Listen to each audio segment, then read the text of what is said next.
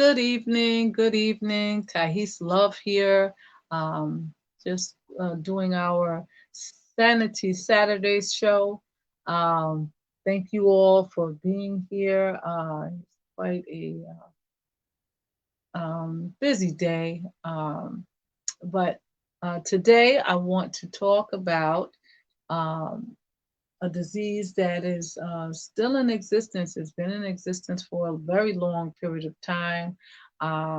And I just want to bring some awareness to you with regards to it. And that disease is called malaria. Malaria. Malaria is a disease that um, is transmitted um, by a parasite. Um, plas- Plasmatic parasite that comes from malaria carrying mosquitoes. And those mosquitoes usually are found in tropical and subtropical climates in countries where the weather is genuinely warm or and have warm weather for most of the year. Okay, the malaria carrying mosquito um, is the one that can affect you, infect you. It is only uh, occurs. The parasites are carried by the female mosquito. Only the female mosquito um, that that uh, that carries malaria can bite you and infect you. Okay. Um, if you get bit by a male mosquito, um, he won't transmit the parasite. Only the female. Okay. Um, and so when you are traveling to traveling abroad or to tropical or subtropical uh, countries and places, um, please, look up and see, what um, what shots and things that you can take to protect yourself. Um, Malaria, even though it still persists, um, currently 3.3 billion people um, in over 106 countries stand at risk of contracting malaria right now to this day. Um, but even though malaria still persists, it is curable. It is curable once caught early. It's curable, and it won't cause too much damage if you catch it early enough. But the longer it goes untreated, the more severe that it can get, and it does affect your organs and can shut you down, and you can eventually die. Okay. And so I want to talk about malaria today because on April 25th, um, it that is the day uh, set aside to bring awareness and to celebrate efforts that are um, being conducted even now to control and stop malaria from, really becoming a big thing. Um, Years ago, it was really uh, bad. disease that was causing a lot of folks to become sick and die. But now we have cures. We have a number um, of medicines, antibiotics, even that can wipe the malaria parasite out completely. And people who've contracted the um, disease can be totally cured and make a 100% recovery. Um, and even those that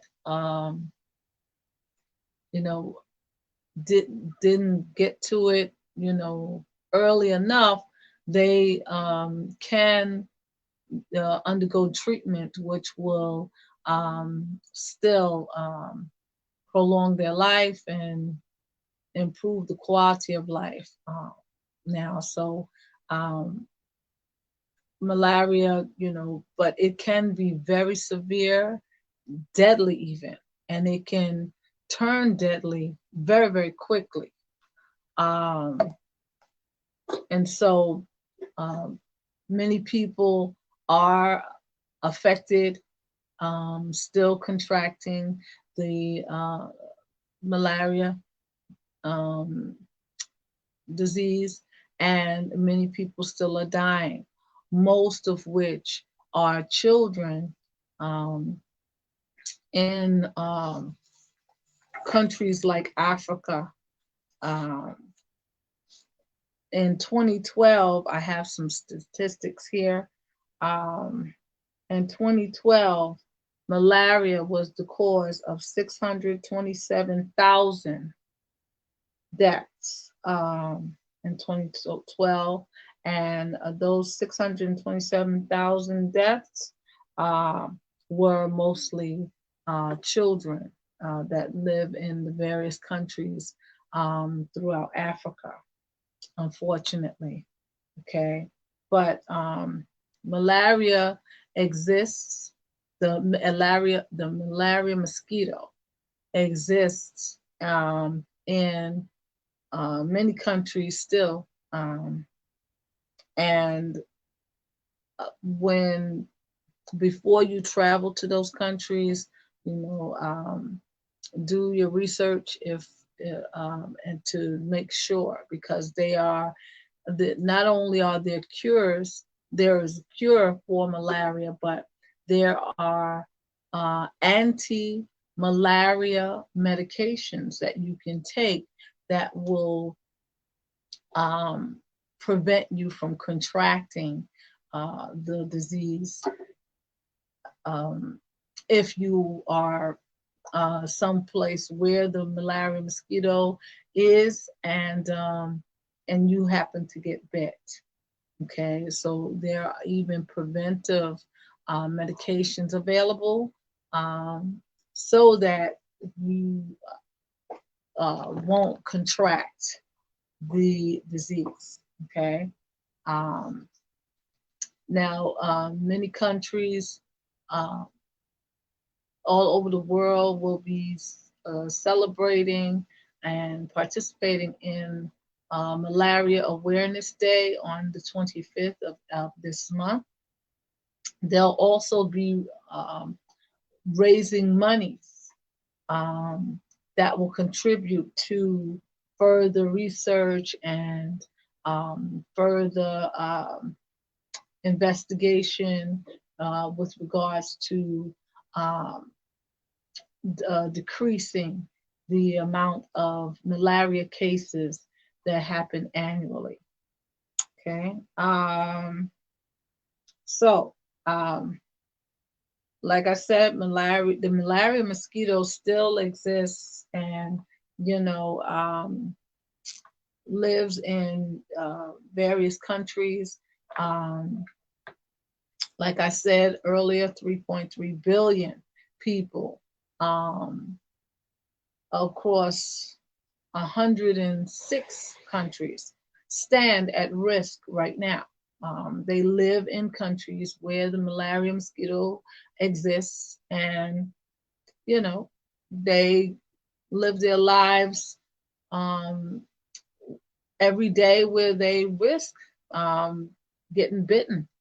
Uh, but um, because of modern modern science and medicine, we do have preventive medication as well as medications that will cure it in case you do come down with it. Now, I wanted to name the countries where the malaria mosquito exists, just in case if you plan on doing some traveling, you want to make sure that um, if you're going to any of these said countries, you want to make sure that you um, take the anti-malaria medications to protect yourself.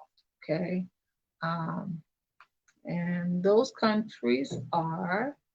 I'm just going to read them off here to you. Um, oh well, what I could do is I can talk about the um, symptoms as well.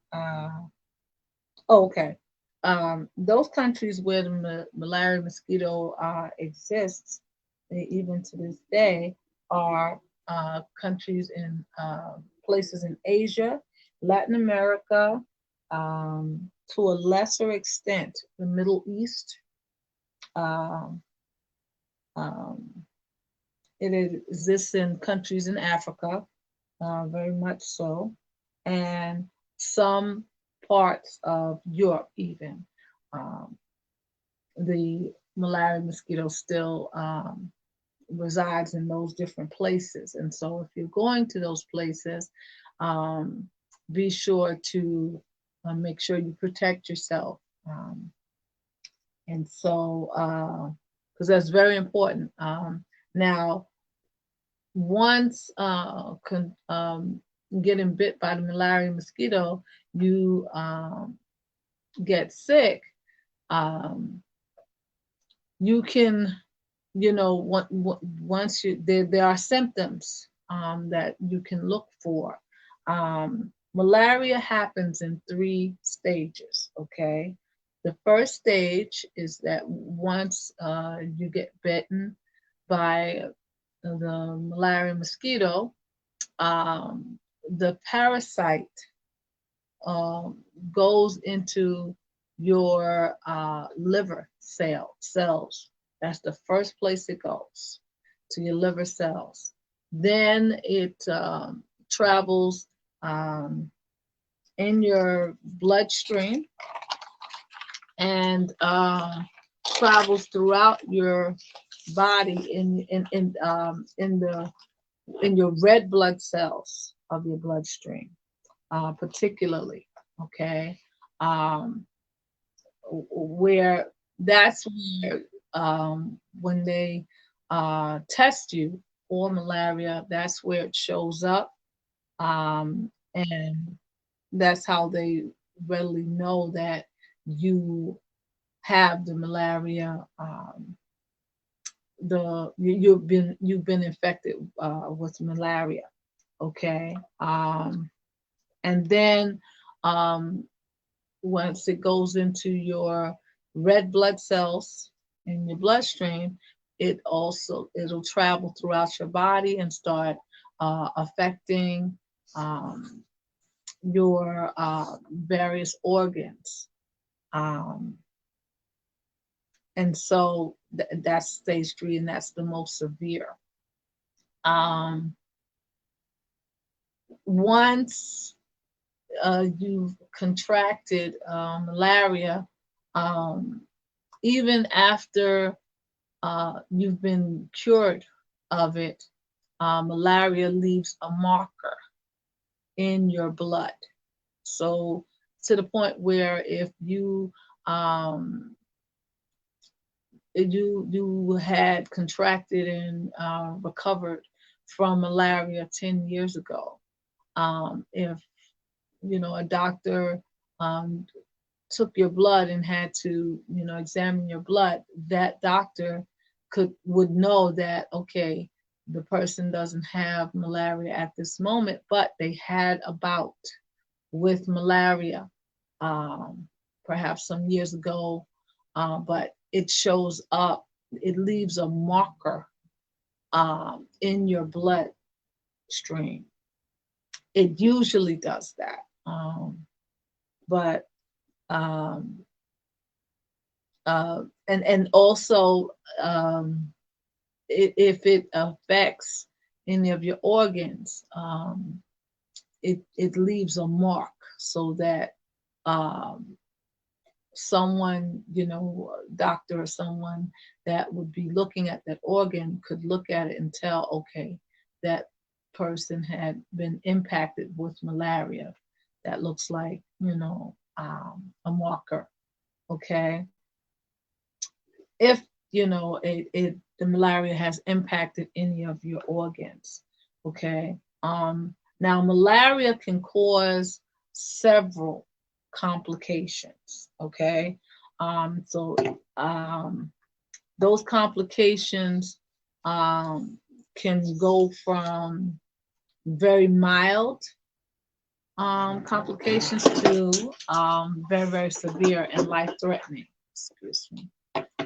Complications. Okay. And so I just want to read those complications off. Okay. Malaria can affect breathing, especially if there's fluid in your lungs. Okay. It can affect the liver and cause liver failure. Your It can cause jaundice, where there's the yellowing of your skin, or the whites of your eyes become very yellow. That's the um, effect, that's a byproduct of your liver failing. Okay. Also, you you can suddenly, your blood pressure can drop suddenly, and um, hinder your blood flow, like all of a sudden. You can go through spontaneous bleeding internally. You can have kidney failure. Your spleen can get swollen or ruptured. Um, you can also have suffer mental confusion. Um, the parasite can affect your brain, and impact your brain functions. And you also those are some of the more severe symptoms of the malaria infection. Um, but you can also experience dehydration. Now, the cure or medications that are used to alleviate and eradicate the malaria infection, it are there's a couple of them actually. Um, you can utilize you can be administered upon detection of malaria. And again, the sooner you get tested for it, the better, because the medication can jump right on it and remove it from your system rather quickly. So there are a couple of medications that are used to eradicate the the malaria parasite, and that medication is, okay, I want to um, pronounce it correctly. Chloroquine, yes, Chloroquinine is one. Chloroquinine. Chloroquinine phosphate. That's the entire name of it. Chloroquinine phosphate. Um, and then there is a another one called art. Okay, artemisinin, art, artemin cinnamon, artemin cinnamon, cinnamine, artemin cinnamine. Okay, that is another medication that is used to um, treat malaria. Okay, and then there are antibiotics that are also very, very effective um, in the use of treating malaria, as well as um, using it as a preventive measure to prevent you from catching or once you get bit, prevent you from um, coming down with malaria. Okay. Um, and then I want to make sure I got everything as far as the information is concerned. Um, and then I want to talk to you about, yeah, I got all of that. Okay. And then I want to talk to you about my bout with malaria. Yes, I went over to Ghana back in 2019 and had a wonderful trip out there. We were out there for 11 days. We went to Accra, um, Kumasi, and Breno Beach, um, three cities in Ghana, and we had a wonderful time. It was the it was my first time traveling overseas.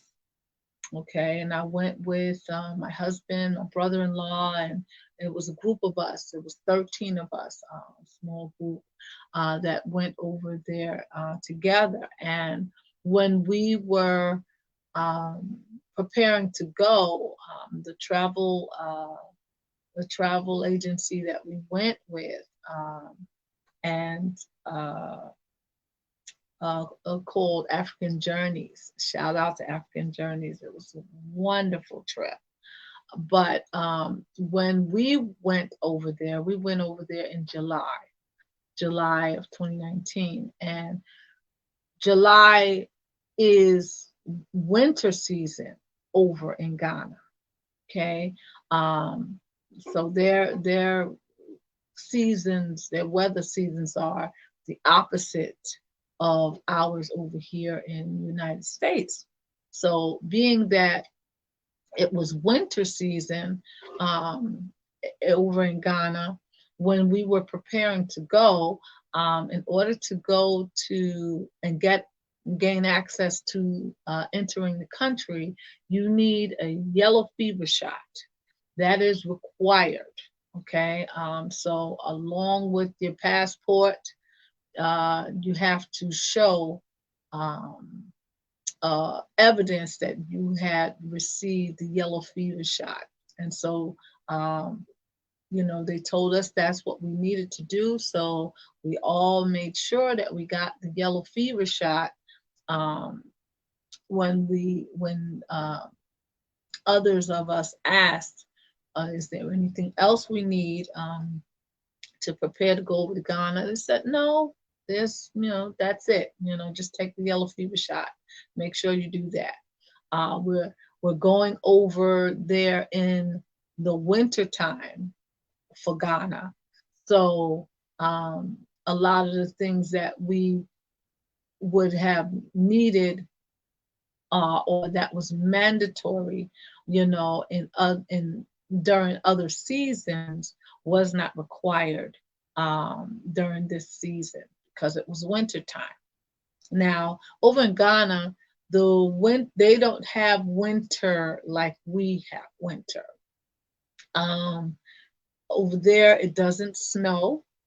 The temperatures are cooler, a lot cooler to their standards, but um, it's not cold. While we were there, um, it during their winter season also, it rains. It rains a lot. Um, but that's about the most precipitation that you would get over there. Um, while we were there, the temperatures ranged from about maybe uh, between 80, 80 degrees, and it would the temperature would go down maybe in the evening. It would get cooler and it would go down to maybe a blistering 65 degrees. Woo! And that's winter to them. Um, uh, we over here, that's their winter is like our spring. Um, you know, late spring at that. But the weather was beautiful and it wasn't too hot, it wasn't too cold. Um, it rained, but the rain wasn't like, it wasn't like monsoon or heavy rain. It was sun showers, um, and it would rain maybe for, um, a couple of minutes to maybe a couple of hours, and then it would stop, and the sun would still be out. And so, uh, it was still very, very pleasant in terms of weather wise. But because we were going over there in the wintertime, it was their winter season. There were the insects were uh, dormant. Okay, so you didn't see many insects flying around. I don't think we saw any. Um, uh, if I recall correctly, there were no insects flying around. They were in hibernation. They were dormant. Um, and so, we walked around and saw all the different sites. And if you ever have a chance to go, I would highly recommend going over to Ghana. Shout out to my friends over in Ghana. It's a very, very beautiful country, and the people are so warm and welcoming. And so we had a great time, our 11 days out there. And one day we had stopped in a restaurant for lunch. And I remember sitting and talking while I was waiting for my meal. I had on some capri pants, pants that come like just below the knee. Um, and and I had socks on and some sneakers. And I was there talking and laughing and, waiting for my meal. And just before my meal came, I felt something tickle my leg, my left leg. And while I was talking, you know, I felt something tickle it, but, I didn't really, you know, pay it too much mind. While I was talking and laughing, I remember just, swatting at my left leg, because I thought, well, maybe it might have been a string on my pants leg or something, and it was tickling me or something. That's what I thought. I didn't think much of it. I swatted at my leg, and the tickling stopped. So we went on with our day and everything, and then we came back to our hotel. And, at the end of the day, like around 7 o'clock or so in the evening, after dinner. And I went to go and lay down and watch some TV, and my husband was looking at my leg, and he said, "Honey, did you know you got like three um, welts? It looks like a bug bit you or something. You got three bites on the back of your left leg. Did you know?" And I didn't know. It didn't. It didn't hurt. Didn't itch. Um, and it was on the back of my leg, so I didn't see it. And so he said, "Yeah." So I ran my fingers across it, and I could feel three bumps, you know, like swollen bumps there, at the back of my leg. And so, but I couldn't really see it because it was in the back of my leg, like, um, just under my calf. And so, my husband said, "It looks like, something bit you, you know, and, but it didn't itch or anything." So I said, "Well, I don't know what it was because we didn't see any insects or anything." But I didn't pay it any mind. Um, just left it. It never itched. It never, if my husband didn't draw my attention to it, I wouldn't have known that it was there. That's how, it was. And so I went on and enjoyed the rest of my trip and everything. Didn't think anything of it. I knew I had taken the yellow fever shot, so I figured, well, the yellow fever shot would, take care of whatever that it was that bit me, because they told me that's all I needed was the yellow fever shot. And so I continued on with my trip and everything, and then we came back to the United States, and you know, um, I felt great. I felt great. The food out there was phenomenal. And, I came back and I was here in the United States um, for about a month. No, yeah, about a month. No, no, no. I was I was here in the United States about 3 weeks. About 3 weeks after after my trip, and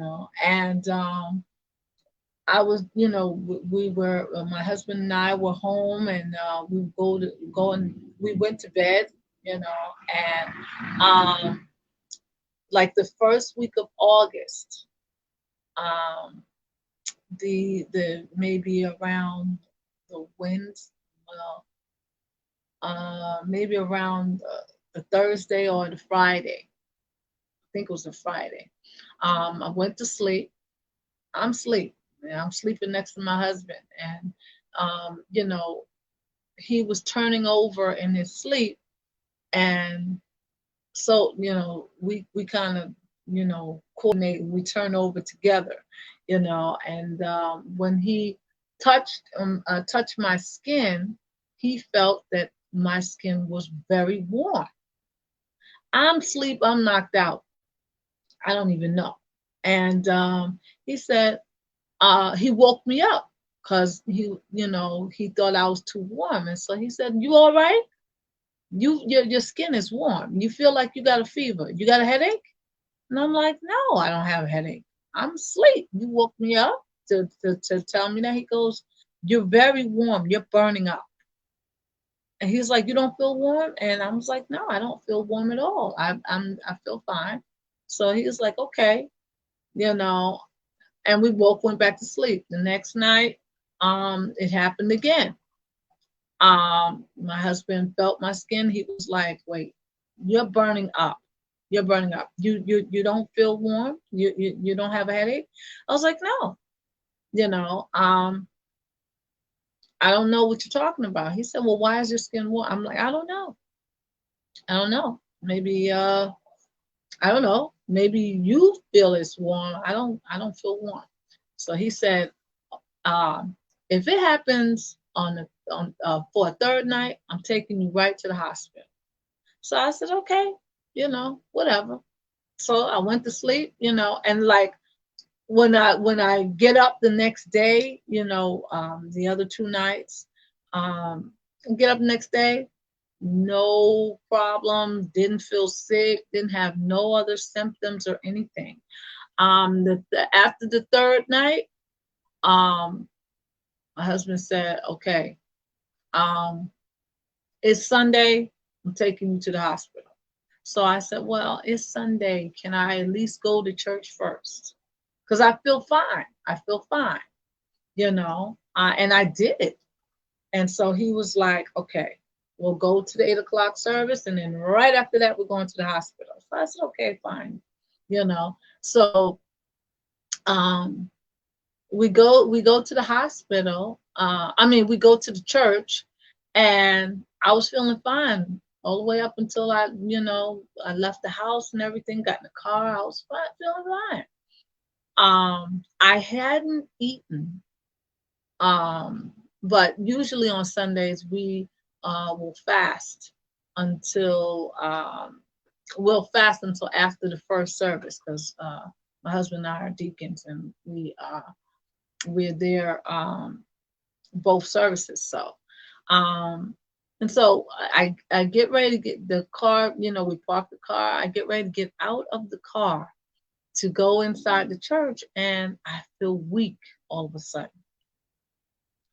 And my husband, he comes around to open the car door for me and everything, and he's like, "You okay?"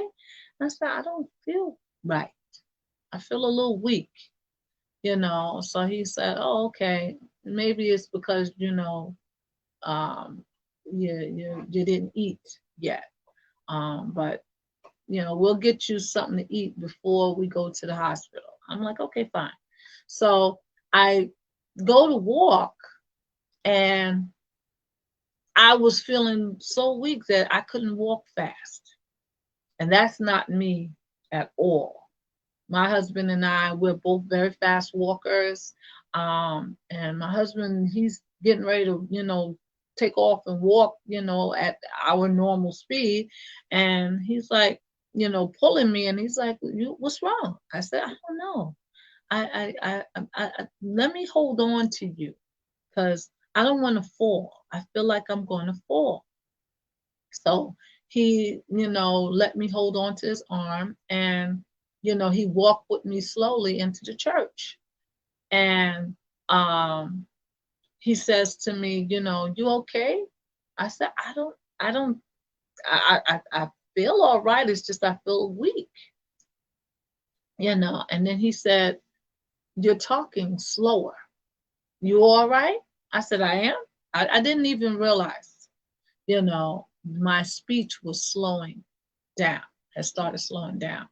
Um, and so I go into the church, the ushers are right there, and they know us, and they're looking, and they were like, they took one look at me, they were like, "What's wrong with you? What's wrong with you? You look sick." I'm like, um, I'm not, you know, I'm feeling a little weak, but I just want to go inside the church and worship a little bit, and then my husband's taking me to the hospital. So they were like, "Well, what's wrong with you? What's wrong with you? Because you look terrible."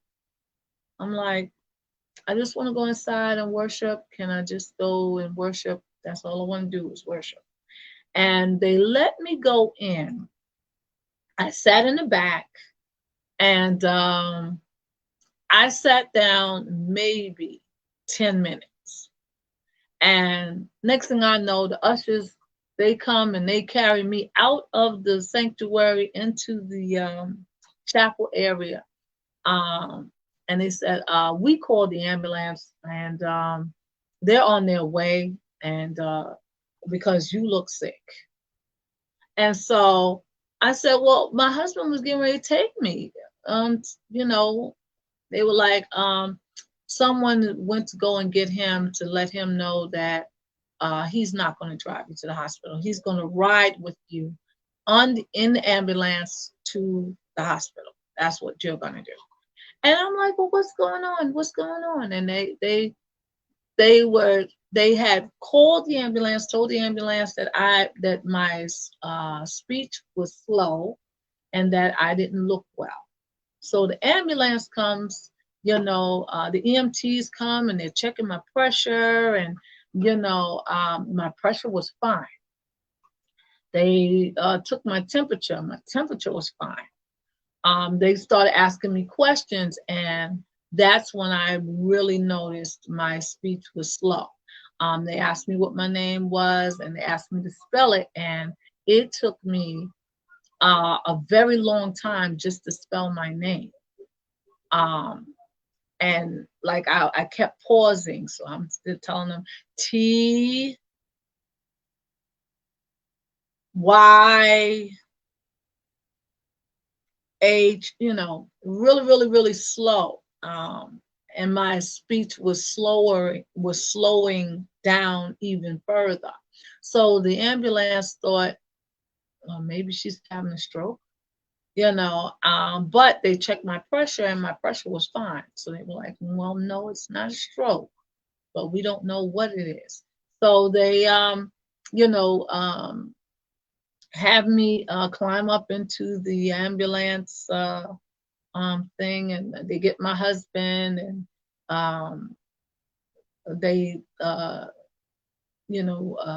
took the car keys so that he wouldn't have to worry about driving the car, and he gets in the ambulance, and we go right over to the hospital.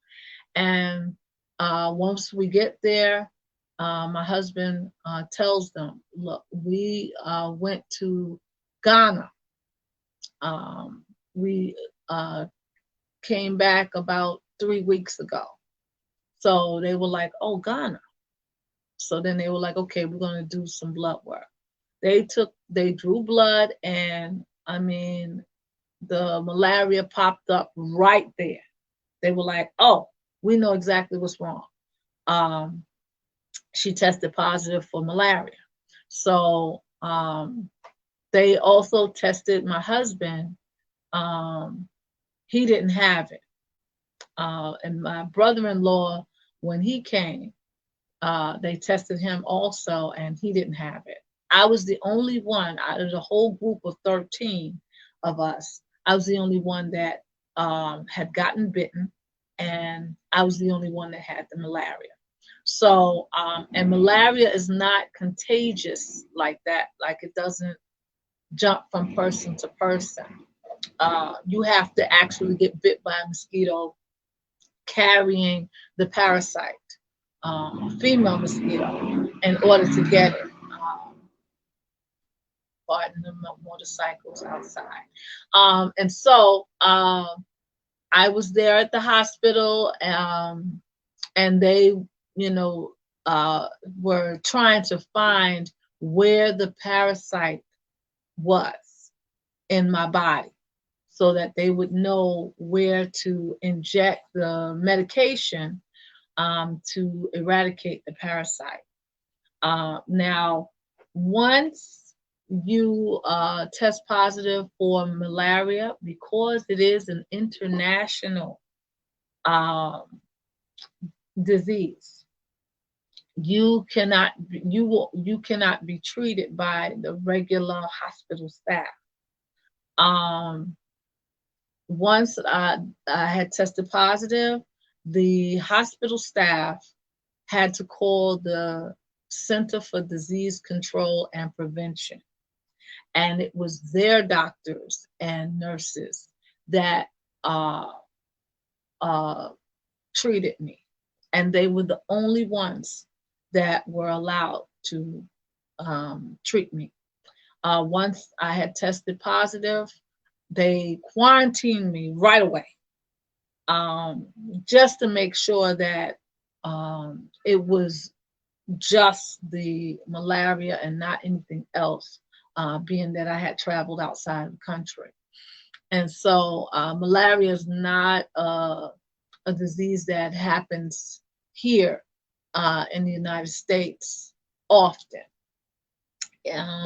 We don't have the malaria mosquito here in this country, and so you have to travel outside of this country in order to um, get it. Uh, so I was there at the hospital. They, contacted the center, the CDC medical staff, and they came. And when they came, the hospital also does not carry the medication, um, you know, uh, at the hospital. It's not stored at the hospital. It's not even at the pharmacy. Um, they have to contact the CDC in order to even get the medication, and someone from the CDC has to bring the medication and deliver it to the hospital. Um, okay, so we were there. We knew what was ailing me. Again, only symptom that I had was the slurred speech at that point. So we're there waiting for the medication to arrive. Um, and they had taken tests, drew blood from me, trying to find where the parasite was located. Okay, I still didn't get to eat um, because they called the ambulance for me, so I didn't get to stop off and get my breakfast, and so now I'm feeling really, really weak, and I'm hungry even. And I'm there and I'm trying to talk and tell my husband what's going on with me and how I'm feeling. But my speech was so slow. Like I had these really long pauses in between words. And um, eventually I got so that I couldn't speak at all. What was happening to me was that um, the long pauses, I could think of the sentence that I wanted to say, but by the time I got ready to say it, I would remember the beginning of the sentence and forget the ending of the sentence. And so and that kept happening. And so I was able, before I got so that I couldn't talk at all, I was able to let my husband know that like something's going wrong.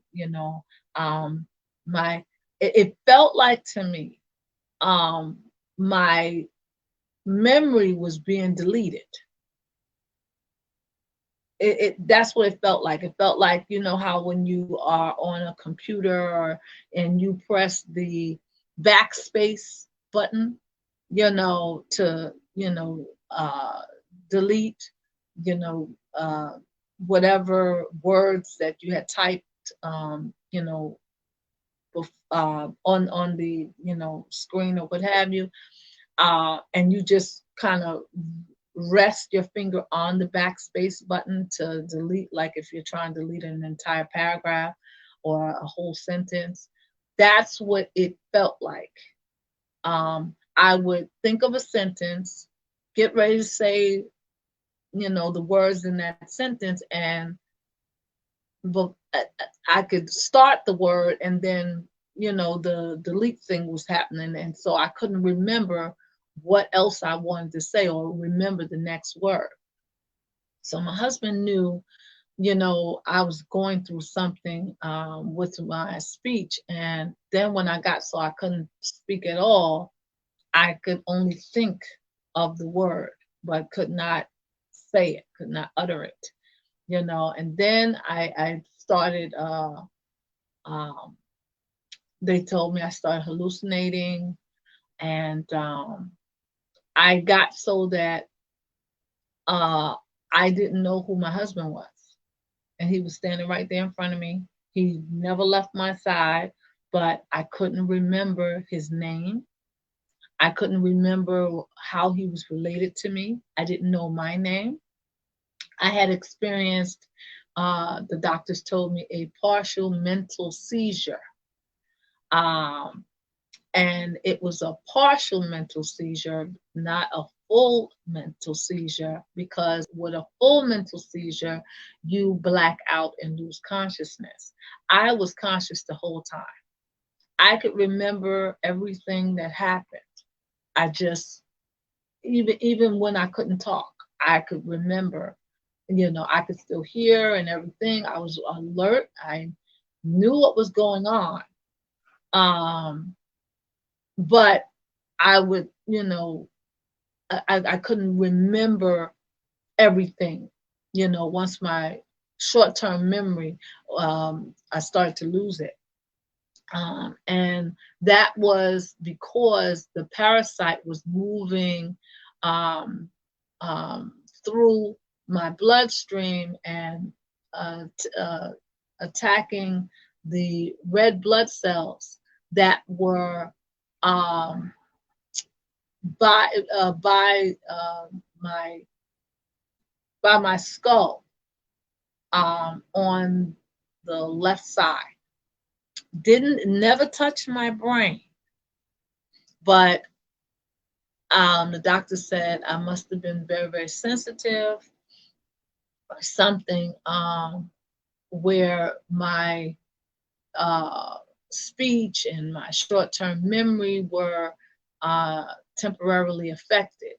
And even though the parasite was nowhere near my brain, it was, you know, um, like right behind my left ear, under my skin, in the red blood cells that was right outside my skull.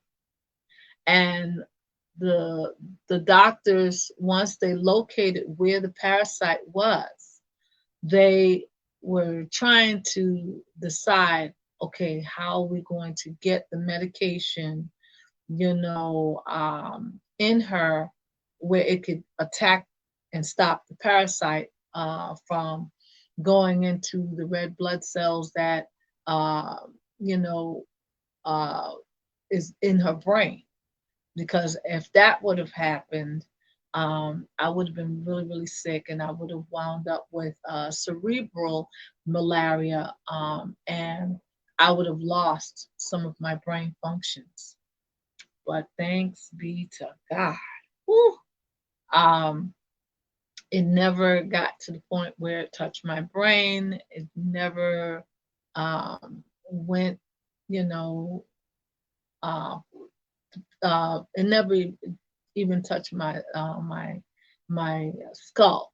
It was in the red blood cells that were in the muscles, of my head, um, that were covering my skull. So they were able to get to it, and what they did was they gave me a mild sedative first, because they were afraid that, because I was experiencing the partial mental seizure, they were afraid that I may, you know, my actions, I didn't have control over my actions. And they were afraid that I might like really flip out or become violent or something. And I was tired. I had been up all day. They had um, um, they had diagnosed me shortly after I came into the hospital. So that was like around 9 o'clock, 9:30 in the morning. The CDC had gotten there. The CDC staff had gotten there like maybe about 12:31. My son came and he brought some fruit.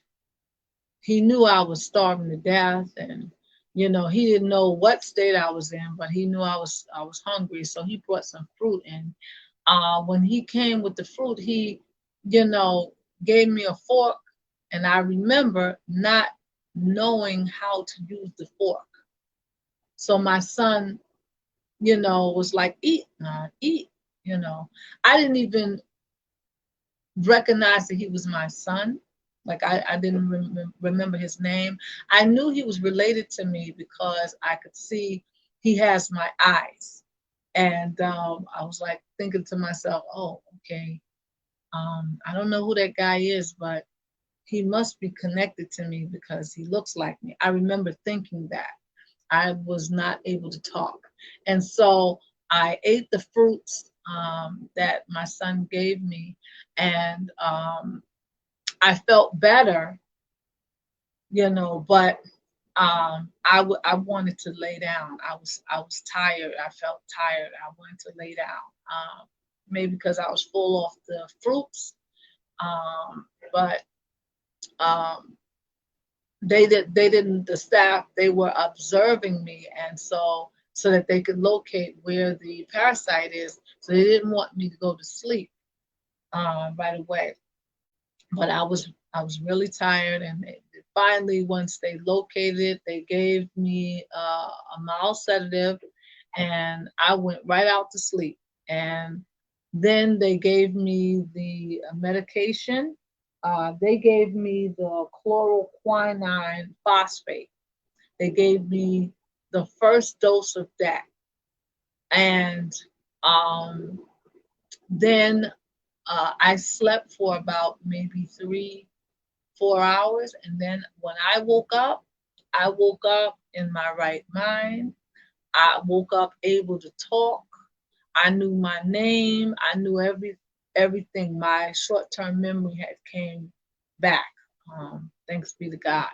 Uh, well, most of my short-term memory had came back.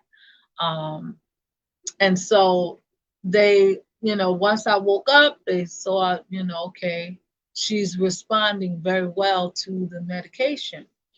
They only had given me the first dose. So they checked me to see, you know, when they should give me the second and the next doses, because they had a few doses lined up for me to take. And when the doctors told me, when they went back to see, you know, where the parasite was, uh, how much um, how much damage the first dose had done, so they'll know how much of the second dose they need to give me, and stuff like that. They said when they went to look um, for the malaria parasite, they could not find a trace, not a trace of it. They said that they still kept me in the hospital for a whole week for observation because they could not understand, well, if the parasite didn't touch her brain, how come she experienced a partial mental seizure? So they kept me there for observation, and they kept running tests on me because they wanted to make sure that all of the parasite was gone out of my system, and they wanted to see if there were any damage. They checked my nerve system, they checked my nervous system, they checked my brain, they checked my spine, they checked my liver, they checked all of my organs. They even kept running blood tests to try to find traces of the malaria. And the doctor explained to me that usually malaria leaves a marker in your blood, uh, in your bloodstream, and your blood cells. It impacts your blood cells, your red blood cells at that. Um, and they said they could not find it. They couldn't find a trace of it.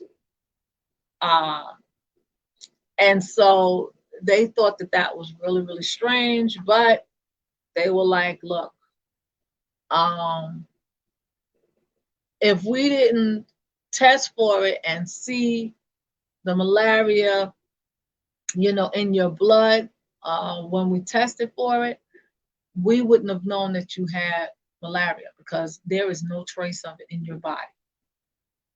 not one trace of it. And so they kept me there for a week, and to see if it, was totally gone, if it, you know, any trace of it, any damage, and glory be to God, there was no more trace of it. I mean, that first dose knocked that parasite clean out of my body. Um, and so that when you test my blood, uh, the malaria didn't even have a chance to leave a mark. So when you test my blood, you won't be able to tell that I had a bout with malaria. I know that's God, and I'm grateful. Um, but that was quite an experience for me. I learned that, if I'm traveling outside the country, to make sure that I do my research and find out what um, um, shots and medications that I need to take as a precaution to prevent contracting any kind of disease or anything like that that is, you know, uh, tantamount to that country that I'm traveling to. But uh, that was my bout with malaria. I I thank God that my symptoms were very, very mild. The doctors told me um, that the reason why I didn't have any severe symptoms, or um, I didn't even have symptoms really until 3 weeks after I came back. They said that the reason why was because my immune system was fighting the malaria parasite and winning the whole time until the 3 weeks, and then that was the symptoms were the beginning of my immune system becoming compromised. So they were like, wow, you are in really good shape, and you have one heck of a immune system, because your immune system took on malaria and kept it at bay for all of that time, and so, I know that that was God, though. I know that was God, and but I'm grateful. I try to eat right and stay healthy, and keep my immune system strong. But I had no idea. And once I did my research, because I wanted to know more about the malaria and everything after that, so that I won't make that mistake again. And once I was reading of all the things that could have happened, um, all the things that should have happened, I just thank God, because I know it was God that was protecting me from dangers seen and unseen. I didn't have to go through all of that, and the even experiencing the partial mental seizure after I left the hospital, and even after I had experienced that, the doctors gave me as a precaution anti-seizure medication, because they wanted to make sure that I didn't have a full-blown seizure, and they didn't understand why I had the partial mental seizure. So they gave me anti-seizure medication, and the anti-seizure medication, I had to take that for, uh, I believe it was 2 months um, after I left the hospital because they wanted to really, really make sure that, like, I was okay. But I had to go and get checked by the doctor every week for 2 months after I left the hospital because they wanted to make sure and make sure that there were no um, remnants of the parasite left in my body. And so, you know, I just wanted to share that testimony with you. If you got questions or comments, feel free to put them in the chat. Um, but I am just grateful to God that it's, you know, the malaria is curable. I was able to jump right on it really early and made a full uh, recovery. Have all my faculties. My short-term memory came back. The doctor told me, he said, "Well, your short-term memory is about 75% back." He told me this before I left the hospital. He said, "Now the other 25% is going to come, you know, afterwards. It's going to come back to you." Um, and so, you know, and as I, lived my life after leaving the hospital, it did, it did come back. By the time, uh, maybe about 3 weeks later, I had all of my short-term memory back. Um, but I had to still take the anti-seizure medication as a precaution. And what they did was they would lessen the dosages because I could feel when that anti-seizure medication, kicked in. It felt like it was trying to slow my brain down, you know, and I couldn't think as fast as I'm accustomed to. I'm a pretty quick-witted person, and my brain moves very, very fast. I'm one of those people that can think on their feet very, very quickly. And so I'm used to, you know, uh, retrieving information mentally quickly, you know.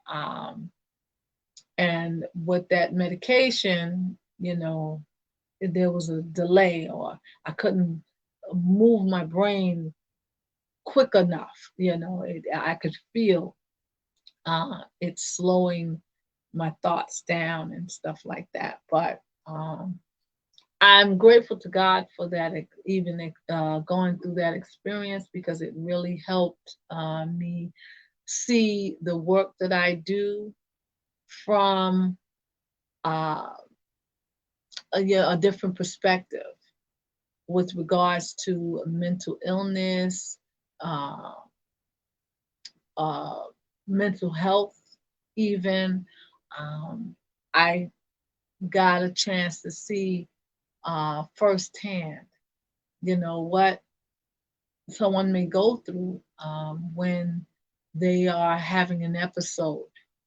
Um, I definitely got a chance to see what a partial mental seizure looks and feels like. And while I was going through that, even though I could not verbally talk, I could uh, think words, and like I could look at my husband. My husband, uh, I mean, he was awesome. He could he knows me so well that he could look at my eyes, and he was saying what I was thinking, even though I couldn't talk. I would think it and look at him, and he would go, "You know what? She's tired." she's hungry right now and she's tired. Um, and then after I ate, my son brought the fruits and everything, and I ate them. My son had to feed them to me because I was having trouble putting food in my own mouth, and so, um, I was looking at my husband, who I didn't know he was my husband. I just knew, wow, that's a nice man. That's a nice looking man. Um, and he's so nice to me, like I probably would have flipped out and gotten really, really anxious and um, uh, really, really nervous. But my husband has this very deep voice. I love his voice and his speaking voice and his singing voice, but I love his speaking voice. And something about his voice was familiar, even though I didn't know who he was. Something about his voice was familiar and it was calming and soothing to me. So as long as he spoke to me, I was fine. And in my head, I'm thinking, the nice looking man, just talk to me. I just want him to talk to me. So I kept trying to do things to, keep eye contact with him. Uh, because as long as he talked to me, I felt calm, I felt safe, and I was all right. Even though I didn't understand what was going on and I couldn't talk, like his voice kept me calm. And so he would talk to me, and he would say, honey, the doctors are going to do this and that. Honey, I didn't even know my name. I thought my name was Honey because that's what he would call me. So I'm like, okay, I must be Honey, but that whole thing was an experience, and uh, it it impacted my life, and it inspired me to, you know, do what I do with regards to mental health and advocate even more so because now I know what it feels like and what frustrations um, one can have while they're struggling with um, mental illness or poor mental health. And so that's all that I have. And I've been talking for a really long time. And I want to thank you all for uh, hanging out with me and showing up with me. Um, I'm, I'm just so grateful. Thank you all for your questions, your comments, um, your support, even. And just bearing with me as I am on this journey um, with my uh, mental health and wellness practice. um, Thank you to all of those who are referring clients to me, and trusting me to serve you and your family members. Thank you all for that. Uh, Thank you all for those who purchased uh, a worthy 30 session. Um, and so thank you so much for that and everything. And so I'm going to offer those sessions again at another time. But if you or someone that could utilize any of my services, feel free to have them reach out to me. I can be reached by phone 718-576-8110. I could be, you can email me at dunamissoundmind@gmail.com. You can find me on Facebook. You can watch the videos. You can instant message me at my business page, which is Dunamis Sound Mind Services, or at Tahis Love on Facebook. And then I'm on Instagram as well, Dunamis Sound Mind Services on Instagram. You can also tune in to my YouTube channel, which I'm going to post this video on that YouTube channel as well. Shout out to all my YouTube audience members and my Facebook audience members. But yeah, I'll be posting it there, and you can find me there as well. You can like and subscribe to my channel, which is Dunamis Sound Mind Services on YouTube.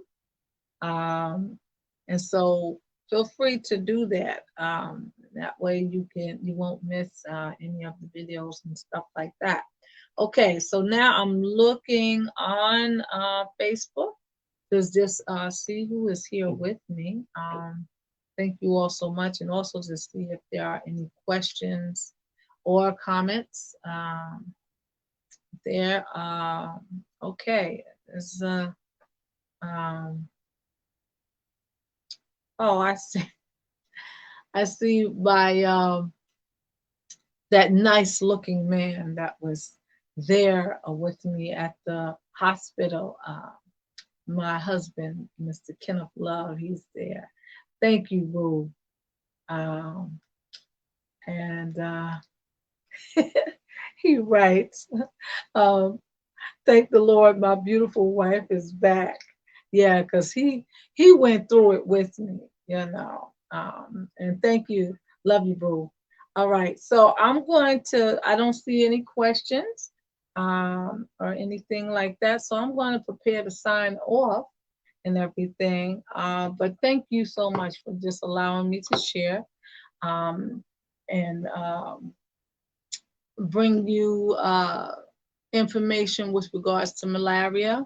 Don't forget, if you want to find out more information, just don't forget that April 25th is International Malaria Awareness Day. And so this video was created in celebration and participation with that day. And being someone who is a survivor of malaria, I really want to show my appreciation and shout out to all the CDC medical staff that came and serviced me. And I'm just grateful. Okay, so thank you so much. I will see some of you all tomorrow, Sunday, for our Mind of Christ series show. Where we're talking about all month long, we've been talking about the resurrection, the different resurrections that occurred in the Bible.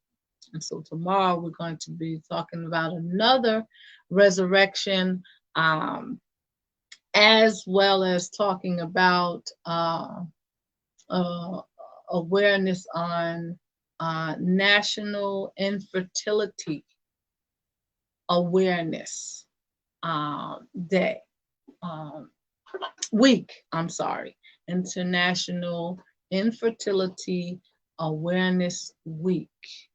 That starts tomorrow, as a matter of fact, April 18th through the 25th. And so I'm going to shed some light on infertility awareness, as well as speak on the resurrection. And so tune in for that tomorrow at 1 p.m. Also, we have our Me Time Monday show, which occurs on Mondays at 11 o'clock. My apologies, because we didn't have the Me Time Monday um, show on last week, but um, we are doing some new things, and we're going to have it definitely this week, Monday. So, um, and I'll tell you about those things, those new and up and coming things that we'll be doing.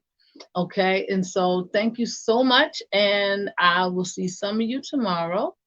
I'll see some of you on Monday, and I'll see even more of you next week, Saturday. So thank you so much. This is Thais Love signing off of Dunamis Sound Mind Services, where we help you be a better you. Thank you so much. Take care. Bye bye now. Good night.